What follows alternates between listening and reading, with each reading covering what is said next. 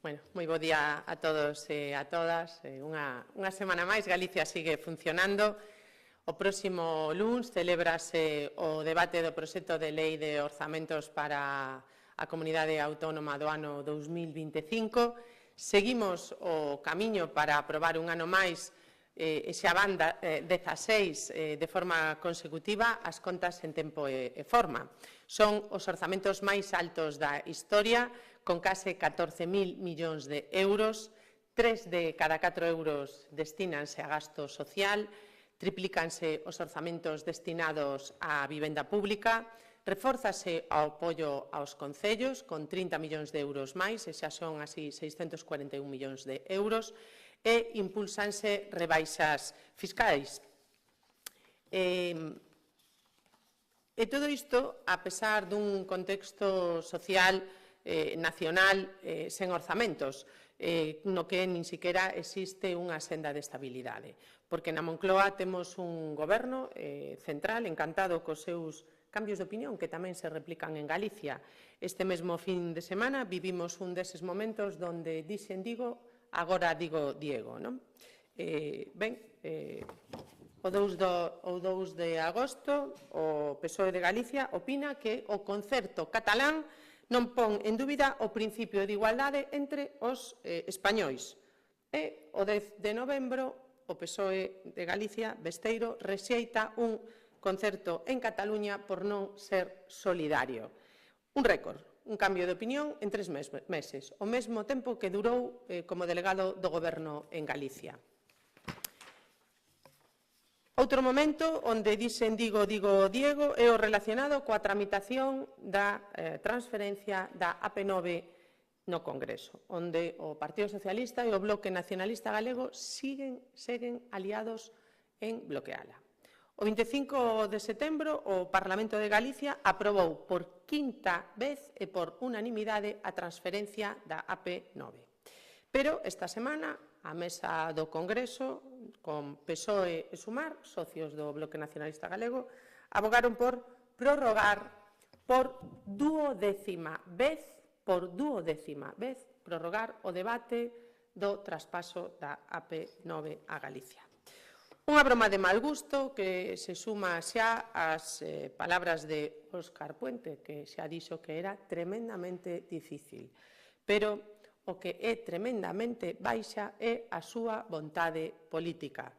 É o que suma ao incumprimento da promesa electoral do PSOE, ao que só lle interesou a transferencia cando tiña que buscar votos.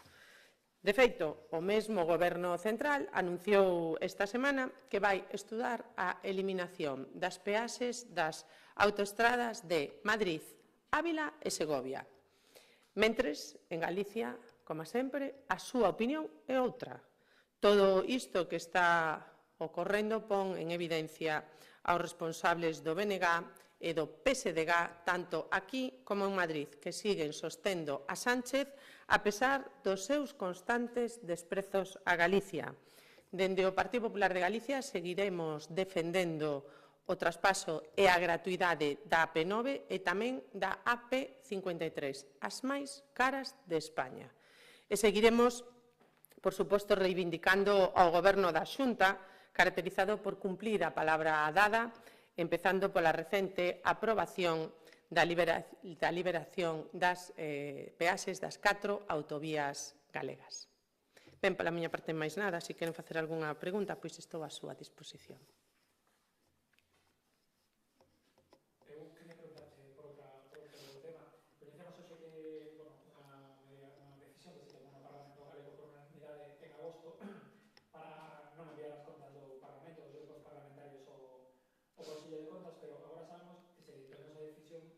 Xusto cando se coñecía que contas empezaba ese procedimento. Quería saber por que se fixo.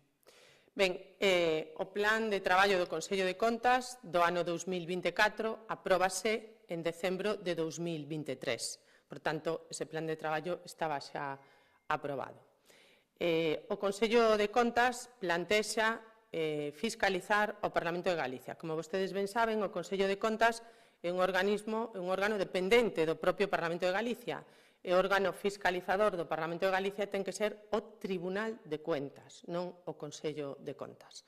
E, por tanto, nese marco de competencias se tomou esa decisión por unanimidade de todos os grupos e co aval dos informes xurídicos dos letrados da Cámara.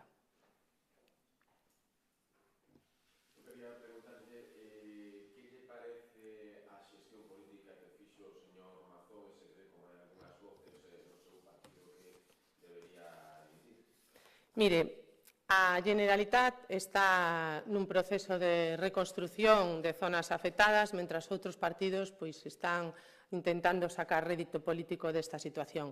Onte mesmo sufrían outro episodio de chuvias torrenciais, as que hai que atender e estar no territorio. Por tanto, creo que este é o momento de atender ás víctimas, de atender ao territorio e de intentar reconstruir todo iso. Creo que non é o momento de críticas políticas nin de buscar responsabilidades políticas, máis aló de que xa chegará o momento de facelo. Todo o partido respalda, señor Mazón? Insisto, eu, sinceramente, non creo que sexa o momento de falar de Mazón ou de Pedro Sánchez, se o Goberno de España, se Marlaska. Poderíamos falar de moitos responsables. Mira, aquí cada un ten a súa responsabilidade e todos teñen o 100% da súa responsabilidade personal e política. Por tanto, creo que, cando chegue o momento, se dilucirán todas as responsabilidades. Eu quería saber que opina de que o PSDG está pedindo o cese de Elena Caño como presidenta da Comisión de Contratos pola polémica de un informe xurídico.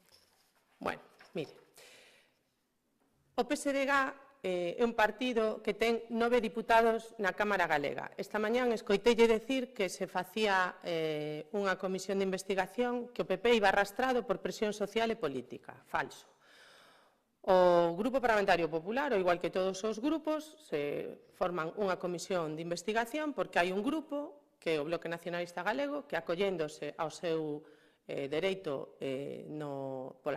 polo regulamento da Cámara, ten os deputados suficientes para poder solicitar esa comisión de xeito directo, sin que ninguén a vete. Por tanto, quen pide a comisión de investigación é o Bloque Nacionalista Galego. O Partido Socialista non ten os diputados para pedila. Punto número 1. Punto número 2. Unha vez que solicitan esa comisión, todos os grupos presentan os seus plans de traballo. O Partido Socialista, con 9 diputados, cando chega o momento de negociar eses plans de traballo, di que el non está disposto a asumir cambalaches, que os aproba o seu plan de traballo ou que non queren facer ningún tipo de negociación. Insisto, con 9 diputados.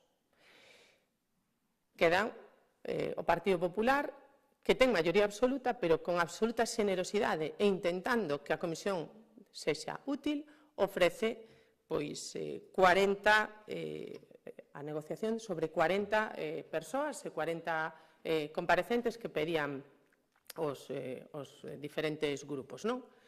E, a pesar diso, a oposición tampouco quiso entrar en ningún tipo de negociación para facer unha transacción do plan de traballo. Lóxicamente, se non queren facer ningún tipo de transacción nin de negociación, o que está claro é o que pretendían era unha comisión de difamación, unha comisión para facer oposición a Feijóo, que xa vai a facer 3 anos que non é presidente da Xunta de Galicia. E, mire, a proba máis evidente é de que non lles interesa realmente a comisión de investigación real e o fondo real da comisión é que chamaban a parella da presidenta da Comunidade de Madrid. Ben, querían unha pantomima consagrada á política nacional, pero, mire, o Parlamento de Galicia está para ser útil aos galegos e ás galegas. E sabe que pasa? Que cando un non ten nada serio, nin nada importante no fondo, o que vai é polas formas. E por iso estamos vendo tanto o Bloque Nacionalista Galego como o Partido Socialista intentar retorcer o regulamento e intentar retorcer a normativa da Comisión. En ese contexto, hai informes dos letrados da Cámara que para nós lóxicamente, son técnicos, non son políticos, e nós os aceptamos e os asumimos. Os informes poden ser escritos ou os informes poden ser verbais. Nun momento determinado, pois un presidente da mesa, ou ven vostedes que siguen ese Parlamento, ven como constantemente pois un presidente da mesa consulta ao letrado no momento que para iso está o letrado presente nas comisións e nos plenos, e se fan consultas verbais, lóxicamente. Se o letrado, ante unha consulta verbal, contesta unha cousa, pois, lóxicamente, nós o que non imos a poñer na picota aos letrados do Parlamento, xa é o que nos faltaba por ver do Partido Socialista. Eso, pois, mire, en Cataluña, no Parlamento catalán, o fan habitualmente, da igual o que digan os letrados, pero nós aquí intentamos que o asesoramento dos letrados pois sexa o que conduce pois polo camiño do regulamento, non? Intentar axustarnos o máximo posible ao regulamento. Eu lamento profundamente, pois eso, que tanto o Partido Socialista como o Bloque Nacionalista Galego, en lugar de estar atendendo ao que realmente foi a convocatoria da Comisión, que é un fondo que eles consideran que hai que investigar, pois, como lle saliu mal, e polo que parece, pois non teñen o que querían, que era o circo mediático deses comparecentes estrela que querían traer, pois, ao final, pois, intentan ir polas formas. E máis cousas veremos, seguramente, non? Porque agora o problema é todo as formas, o regulamento, e se se cumple ou non se cumple. Bueno, eu confío na labor dos letrados da Cámara, confío na súa obxectividade, na súa imparcialidade e na súa profesionalidade. A marxe desta polémica, co plan de traballo que se aprobou, no que non estará o presidente Feijóo, cree que se pode ser unha comisión útil? Sí, eu creo que pode ser unha comisión útil porque hai moitísima documentación sobre cuestións que se puxeron en dúbida e, por tanto, creo que toda esa documentación que se vai a traer á comisión de informes de todo tipo, de contratación e demais, todas as persoas que van a comparecer na comisión de investigación, lóxicamente, traerán, darán a súa versión, darán o que consideren oportuno e contestarán as preguntas que lle fagan os deputados e deputadas dos diferentes grupos políticos. Manifestación a favor do galego, o Partido Popular creo que non vai asistir. Que lle parece esta movilización? Mire, nos calquer manifestación que se faga con cordialidade, con respeto, pois nos, lóxicamente, non temos nada que dicir, non? Con todo, compre lembrar que en Galicia non existe un conflicto coa lingua como pretenden trasladar os grupos da oposición. Lamentamos profundamente que o Bloque Nacionalista Galego pretenda facer da lingua unha ferramenta de confrontación, ao igual que o fai coa sanidade, con Altri, con esta comisión de investigación da que estábamos falando, unha ferramenta para desgastar a Xunta. Mire, a Xunta de Galicia foi a primeira que propuso un pacto pola lingua.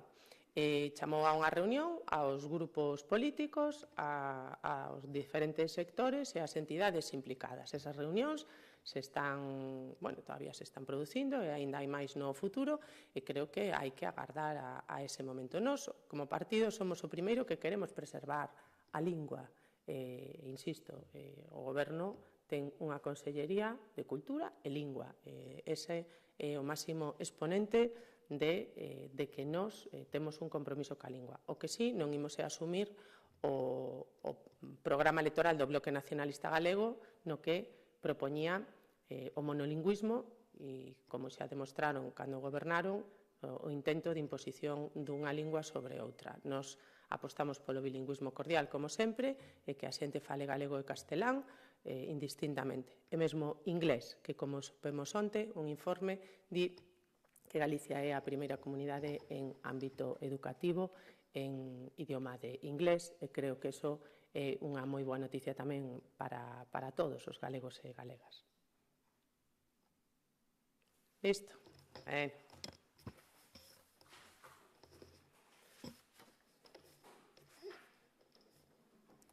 Hoy me hicisteis aí un tercer grado.